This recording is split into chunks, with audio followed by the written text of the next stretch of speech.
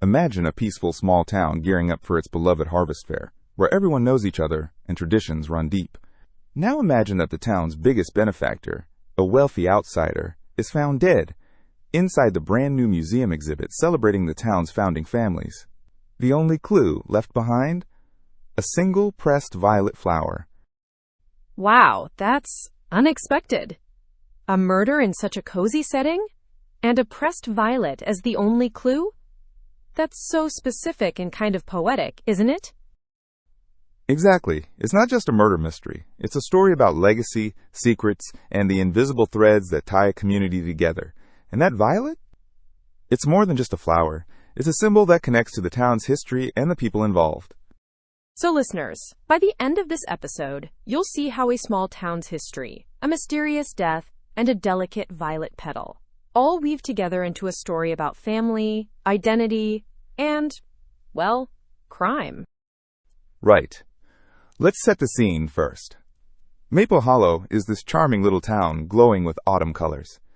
Maple leaves turning gold and orange, the smell of cinnamon and fresh baked goods everywhere. The Maple Hollow Bakery, run by Mabel Reed, is really the heart of the community. It's warm, lived in, full of familiar faces. And the town is buzzing because the annual harvest fair is coming up. It's a big deal. Crafts, pies, homemade soaps, all that good stuff. But this year, there's something new. The museum is unveiling an exhibit about the town's founding families. It's meant to celebrate heritage and tradition, but it also stirs up some old feelings and tensions beneath the surface.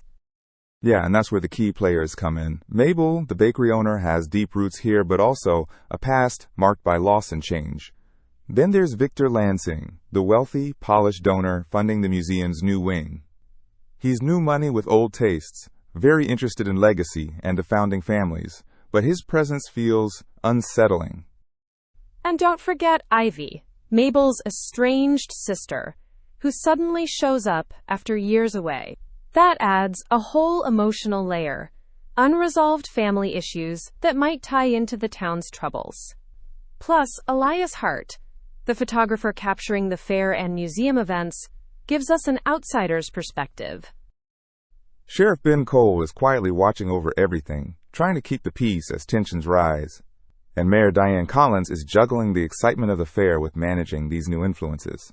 Mildred Dawson, from one of the founding families, is nervous about the exhibit and what it means for her family's legacy. Then the mystery deepens. After the gala, Victor Lansing is found dead in the Dawson family gallery, right near the display of an old engagement ring set with a violet stone. The janitor finds him early the next morning, and the sheriff confirms it's a crime scene. And the only unusual clue left beside Victor is that pressed violet flower, like one you'd find in an old book or scrapbook. It's not just decoration. It's tied to the Dawson family's history, and maybe a message or warning. Victor's interest in legacy, his probing questions about old families, and then his sudden death, create this web of suspicion and unease. It's like the past is reaching out in a very dark way. What really adds depth is Mabel's personal story. Her struggles with her old craft studio, her complicated relationship with Ivy. It's not just about the crime. It's about family, identity, and how the past shapes the present. And the town itself feels like a character, cozy and familiar on the surface, but with undercurrents of rivalry, old grudges, and fear of change. The harvest fair, usually a time of celebration, now feels charged with tension and uncertainty. That pressed violet is a small but powerful symbol, like a breadcrumb leading us deeper into Maple Hollow's secrets. Legacy here is a double-edged sword. It connects people but can also trap them. So as the story unfolds, we'll see how family ties can both heal and hurt, and how a quiet town can hide loud mysteries beneath its autumn glow. Exactly. Stay tuned to find out what the violet means, who might have wanted Victor Lansing dead, and how Mabel and her community navigate the shadows beneath their warm, cinnamon-scented streets. It's a reminder that even the most peaceful places have stories waiting to be uncovered, sometimes in the smallest, most delicate details. Like a pressed violet,